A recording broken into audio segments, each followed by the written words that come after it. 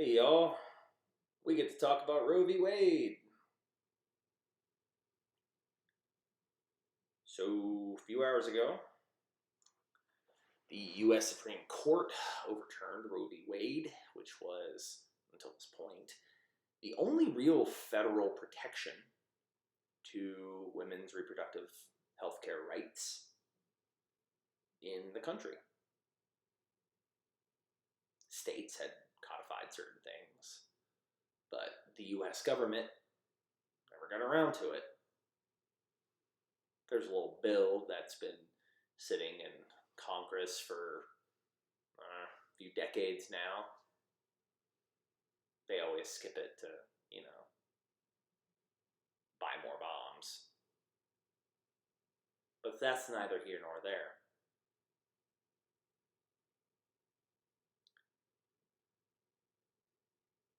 Already, certain states, such as my own, are making steps to affirm or reaffirm their stance on a codified level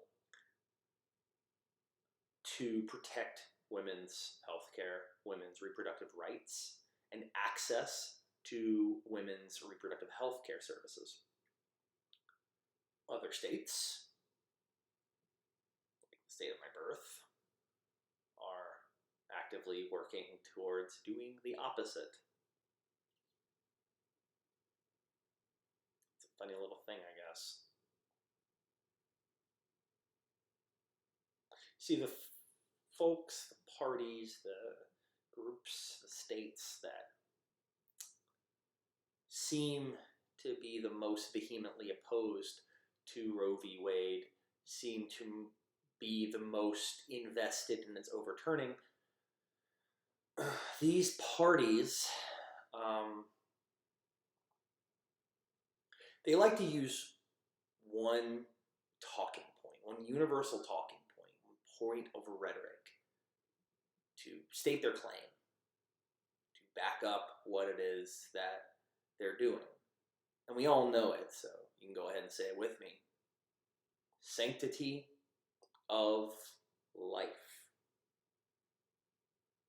It's this idea that all life is sacred. Well, I got news for you. Duh. I don't know of a single person who supports Roe v. Wade. I can't think of a single person who supports Roe v. Wade that thinks that life is not sacred, that thinks that there's not a sanctity to life. I can't think of a single person who says, actually, no. I personally, my stance on that is, again, duh. Cognitively, emotionally, behaviorally, existentially, spiritually, yes, life is sacred. That is a given. There's a reason why I advocate for the things that I do. There's a reason why I'm an activist. There's a reason why I protest against the things that I protest against. Because life is sacred. Duh. No shit, life is sacred. But I don't think that this is what it's about. And my reasoning for this is a reason that, to be frank, I'm not the first to make. An observation that I'm not the first to point out. It's not an original idea that I'm about to postulate here. But I can't help but notice that the people who like to talk about the sanctity of life and all its sacredness seem to really stop caring about the sacredness, about the sanctity of life, the moment that fetus becomes a baby. The moment that baby is no longer attached to the umbilical cord, the moment that baby is breathing air, which Side note, for those who wish to use scripture and Judeo-Christian tradition to make these claims, I would highly suggest that you do a quick Google search on Jewish views on abortion. And then when you're done frothing at the mouth at that, I would highly suggest that you look up abortion rights laws in Israel. Don't think you'd be flying a Star of David flag anymore. Anyway, these people seem to no longer behaviorally care about the sanctity of life the moment that fetus becomes a child. Because you see, the same flaming brimstone that is hurled at women's reproductive health care rights gets hurled at the mention of income inequality, the need for universal health care, labor rights, women's health, food deserts, access to housing, environmental racism,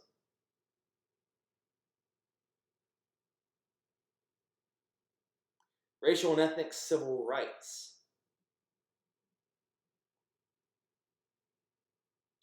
LGBTQIA plus civil rights, police brutality against oppressed minorities.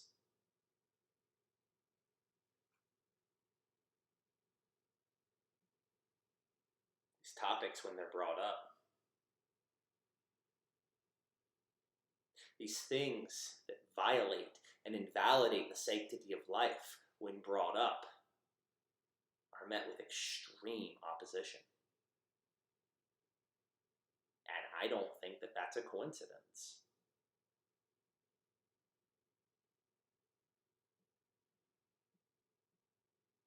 See,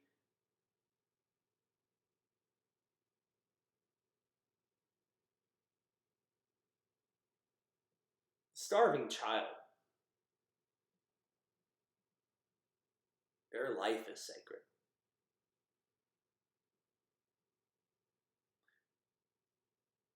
The person who can't afford to go to the doctor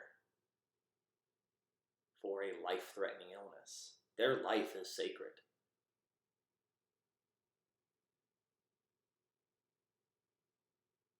The unhomed, their life is sacred. Let's go one step further.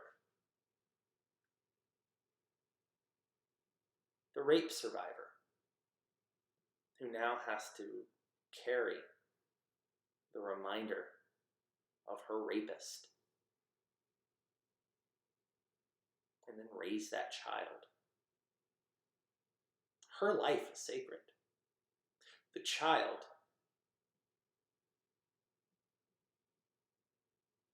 who has to carry a reminder of her predator, her life is sacred. Further than that,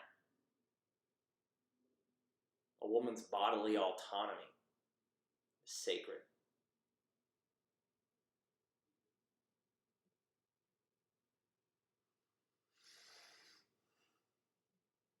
The last thing I want to talk about is some further implications for all this. You see, there's an organization at the center of all of this that is sort of the primary focus. And if you ask me, I believe that this is a two birds, one stone scenario. 2 words: Planned Parenthood.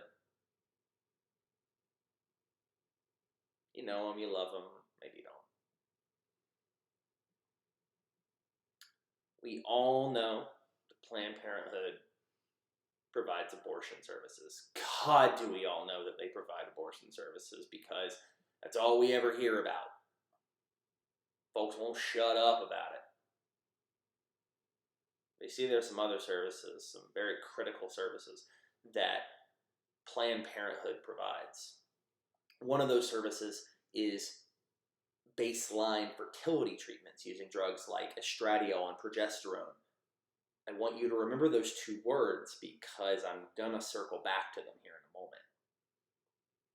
They provide grief counseling and pre-treatment counseling for mothers and families who make the very difficult decision to terminate a pregnancy. They provide referrals to adoption services. They provide contraceptives. They provide activism and advocacy for universal, standardized sexual education.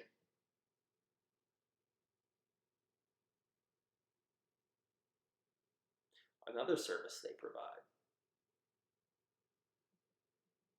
is hormonal affirmation treatments using drugs like progesterone and estradiol. You see, if you're not familiar, the first step to transitioning is through hormonal treatment. The idea is that you start off with smaller doses and you work your way up to a higher level that is concurrent with your gender. And the idea is that these are the first stage in affirmation. Allowing a person to be their authentic self.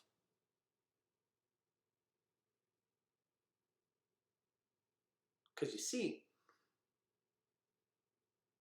the decision to transition is not one that is this flippant decision that's made on a whim. No, the decision to transition is one that is very thoroughly thought about, very thoroughly processed over the course of years, sometimes decades. Many trans folks realize that they're trans before they hit puberty.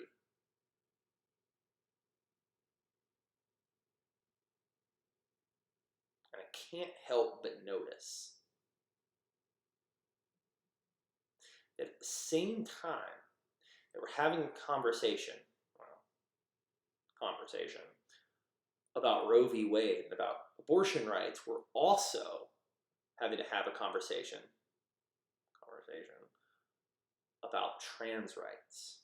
And what I mean by that is that these two things specifically are the targets of just constant salvos of this fire and brimstone launching that I've been talking about. I don't think that these people are stupid. I don't.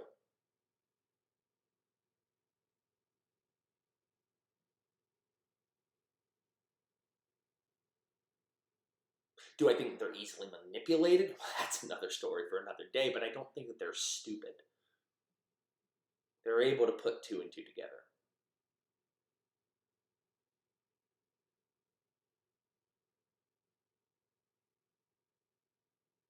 Life is sacred. Duh.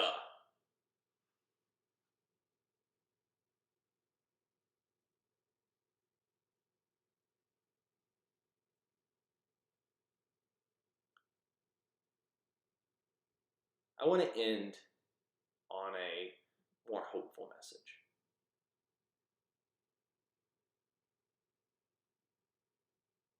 The Supreme Court has a history of reversing decisions. They also have a history of reversing reversals. Just because the Supreme Court is the highest court in the land does not mean that one group of justices is the end-all be-all. Furthermore, state legislatures are fighting very, very hard to make sure that these rights These fundamental rights are protected. And finally, there are members of the US Congress that are fighting to have this codified into law to make sure that we don't have to rely on a Supreme Court decision to protect rights.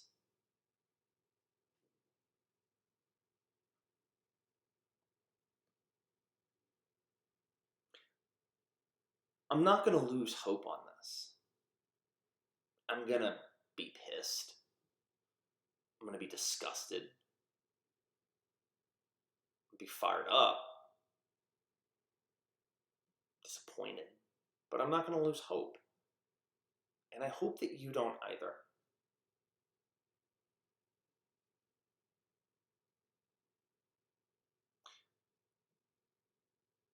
One last thing. And I'm talking directly to men, cis men, right now. It's time to get on the front line. The people who have been fighting for their rights. And when I say their rights, their liberties, their freedoms, you know what I mean. In some situations, they're very validation. Control of their own bodies.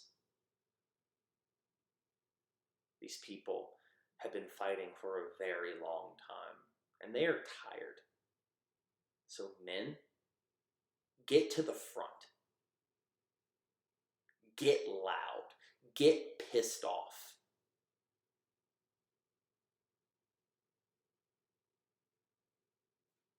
Do what you gotta do. Say what you gotta say.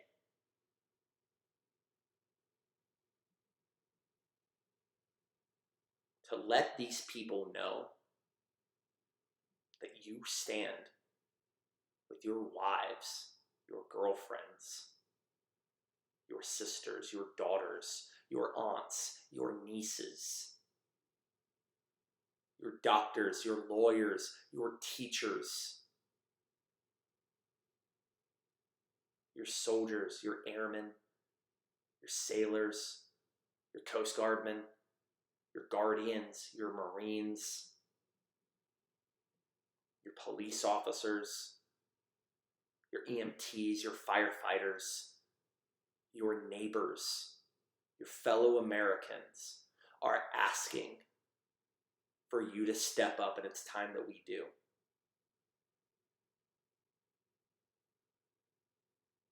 Dudes, get to the front.